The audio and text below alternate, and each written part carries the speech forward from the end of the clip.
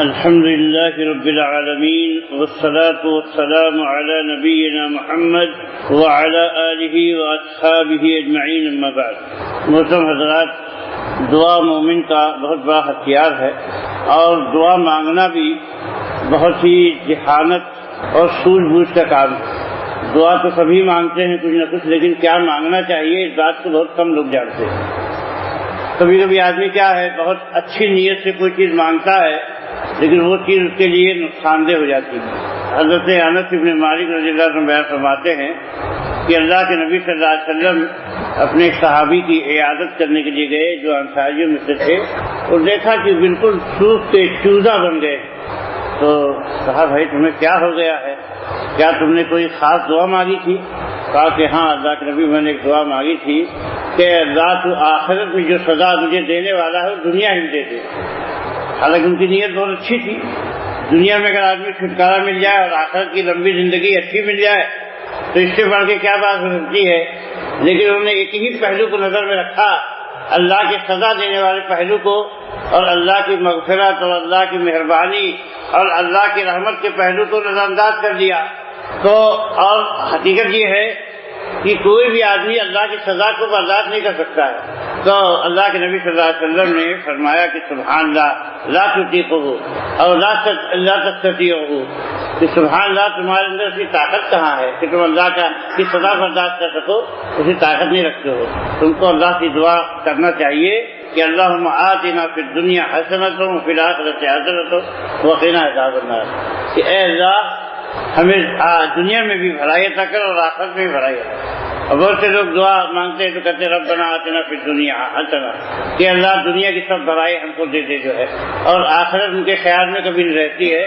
تو اللہ تعالیٰ نے فرمایا کہ ما لہ فی الآخرۃ من خلاق، ایسے آدمی کو آخرت میں کچھ نہیں ملے گا جو خالی دنیا مانگتا ہے۔ ہاں کاروبار میں ترقی دے دے، تجارت میں ترقی دے دے، کھیتی زیادہ پھل پھول لے آئے، باغ اچھا پھلے اور اولاد اچھا کمائے اور سب اچھے سے رہیں، اچھا بنگلہ ہو جائے، اچھی گاڑی ہو جائے، ہر وقت ساری دنیا کے بارے میں مانگتا رہتا ہے، آخرت کو اپنے حساب میں نہیں رکھتا ہے۔ تو اللہ تعالیٰ فرماتا ما لہ فی الآخرۃ من خلاق، ایسے آدمی کو آخرت میں کچھ نہیں ملنے والا۔ تو ایسے ہی جو ہے آدمی کو دعا مانگنے میں بہت اہم چیز جو دعا کی ہے وہ یہ ہے کہ اللہ سے علم مانگے۔ اللہ تعالیٰ نے اپنے نبی کو قرآن مجید میں تعلیم دی کہ قل رب زدنی علما، کہ اے اللہ تعالیٰ میرے علم میں اضافہ فرما دے۔ علم میں اضافے کا اب بتائیے گا، یہ صحابی کو اگر صحیح علم ہوتا اور تمام حالات کی نظر میں ہوتی تو کیا یہ دعا مانگتے ہو؟ تو بتا دے کہ علم کیا ہے، بہت ہی اہم چیز ہے، اور علم بھی کیا ہے، وہ اہم ہے جو بہت نفع بخش ہو، کیونکہ بہت سارے لوگوں کا علم ان کے لیے بہت نقصان دہ ہو جاتا ہے، کیونکہ ان علم سے ان کی جو ہے کیا ہے دنیا طلب کرنا، دنیا کمانا، لوگوں کو بیوقوف بنانا، ہاں یہی سب کام کا رہتا ہے۔ تو ایسا علم کیا ہے، غیر نفع بخش ہے۔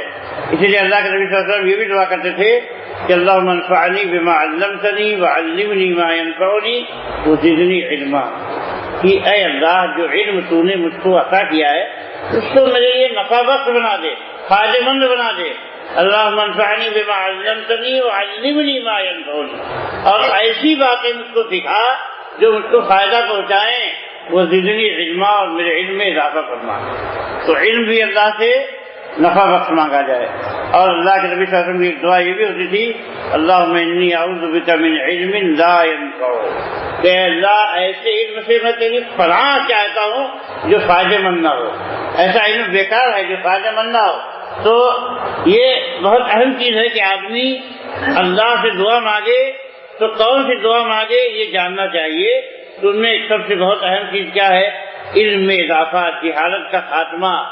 اور علموں میں سب سے افضل علم کیا ہے؟ اللہ کے نبی صلی اللہ علیہ وسلم نے فرمایا کہ خیرکم من تعلم القرآن وعلمہ، تم میں سب سے اچھا آدمی وہ ہے جو قرآن کو سیکھے اور قرآن کو سکھائے، یہ سب سے اچھا آدمی ہے۔ اور یقیناً اللہ کا کلام سب سے بڑا کلام ہے، اس لیے اس کو سیکھنا بھی سب سے اہم بات ہے۔ تو اللہ یہ دعا کرنا چاہیے کہ اے اللہ مجھے قرآن پڑھنے کی توفیق دے، قرآن کو سمجھنے کی توفیق دے، قرآن پر عمل کرنے کی توفیق دے۔ اللہ کے نبی صلی اللہ علیہ وسلم نے ایک بہت پیاری دعا جو ہے اپنی امت کو سکھائی ہے اور وہ دعا کیا ہے؟ اللہ کے نبی صاحب فرماتے ہیں کہ اور یہ بہت یعنی یہ جو ہے ڈپریشن کی جو بیماری بہت سارے لوگوں کو لاحق ہوتی ہے، رنج و غم اور قلق اور بہت ساری پریشانیاں خاص طور سے آج کے دور میں، اس کو دور کرنے کے لیے بھی بہت بہترین دعا ہے، لیکن اس دعا پر غور بھی کرنا چاہیے۔ اللہ کے نبی صلی اللہ علیہ وسلم فرمایا کہ دعا کہ اللہم انی عبدک وابن عبدک وابن امتک ناصیتی بیدک ماض فی حکمک عدل فی قضاؤک اسألک بکل اسم هو لک سمیت به نفسک او علمته او انزلته فی کتابک او علمته احدا من خلقک او استأثرت به فی علم الغیب عندک ان تجعل القرآن ربیع قلبی ونور صدری وجلاء حزنی وذہاب ہمی۔ بہت ہی اہم دعا ہے۔ اس کا مطلب یہ ہے کہ اے میرے اللہ، میں تیرا بندہ ہوں، تیرے بندے کا بیٹا ہوں، تیری بندی کا بیٹا ہوں، اور میری پیشانی تیرے ہاتھ میں ہے، اور تیرا حکم میرے اندر جاری ہے، اور تیرا فیصلہ انصاف والا فیصلہ ہے۔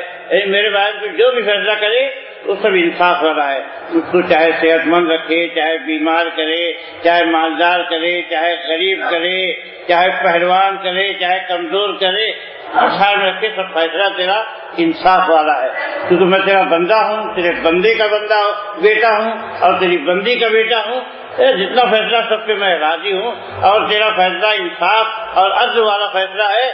اور اس کے بعد کہا کہ اسألک بکل اسم هو لک، تیرے جتنے بھی نام ہیں چاہے مجھے معلوم ہو یا نہیں معلوم ہو، ان سب کے وسیلے سے، دیکھا وسیلہ بہت اہم ہے، لیکن کیا وسیلہ؟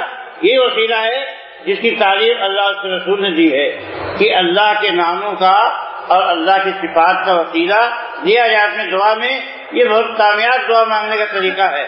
تو یہ نہیں کہ باباؤں کا، پیروں کا، فقیروں کا، قبروں کا، مزاروں کا، درگاہوں کا وسیلہ دیا جائے، یہ وسیلہ اللہ کے یہاں ریجیکٹ ہے، اور ایسا آدمی مجرم ہے اللہ کے ہاں جو ان لوگوں کا وسیلہ دیتا ہے۔ وسیلہ یہ اللہ کے اسماء الحسنی اور صفات علیٰ کا۔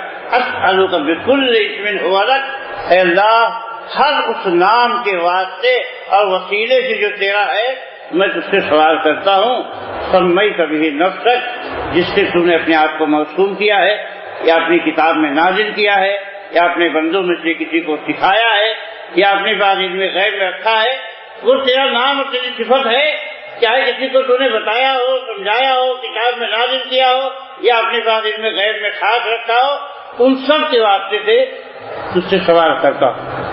اور کس چیز کا سوال کرتا ہوں؟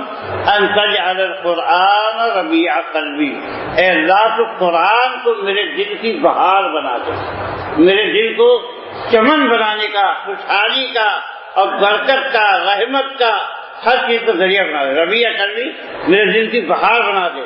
بہار جو ہے ساری خوشیاں اور ساری خیر و برکات لے کر آتی ہے، ہر طرف لہلہاٹ ہوتی ہے، سبزہ ہوتا ہے، خوشنما منظر ہوتا ہے۔ یہ کہا کہ ربیع قلبی، میرے دل کا اس کی بہار بنا دے، اور جو ہے فرمایا کہ جلاء حزنی ونور صدری، اور میرے سینے کا نور بنا دے، اور جلاء حزنی، میرے غم کو ختم کرنے کا ذریعہ بنا دے، وہ ذہاب ہمی، اور میرے فکر کو دور کرنے کا ذریعہ بنا دے۔ تو قرآن کیا ہے؟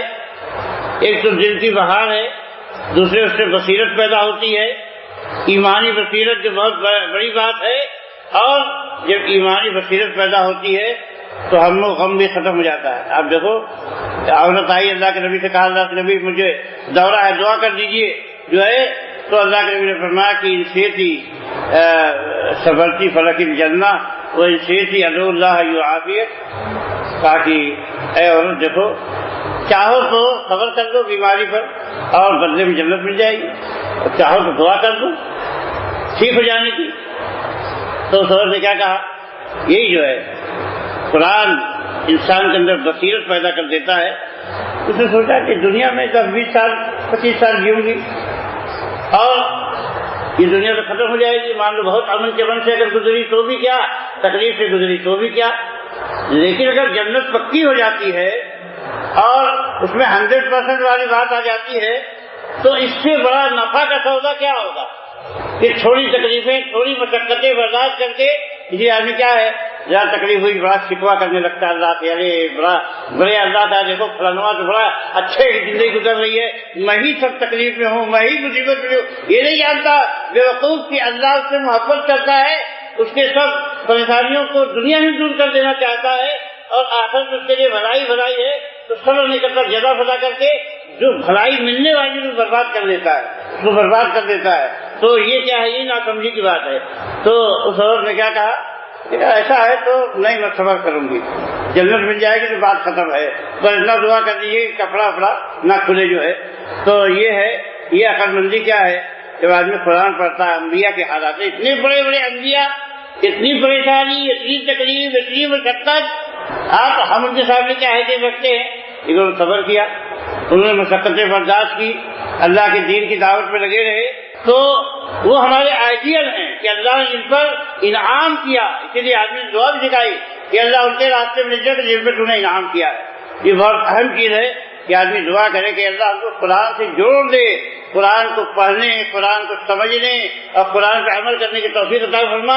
اس سے بڑی کوئی نعمت نہیں ہے۔ اللہ تعالیٰ ہم کو اس کی سمجھ عطا فرمائے، اور جب تک دنیا میں جیے ایمان پہ، تقویٰ پہ، اللہ کے رسول کی محبت پر جیے، قرآن و سنت کی تعلیمات پر جیے، جو ہمارا خاتمہ ہو تو ایمان پہ خاتمہ ہو، اللہ کے رسول کی محبت پہ خاتمہ ہو۔ اقول قولی ھذا واستغفر اللہ لی ولکم ولسائر المسلمین من کل ذنب، صلی اللہ تعالی علیہ وسلم۔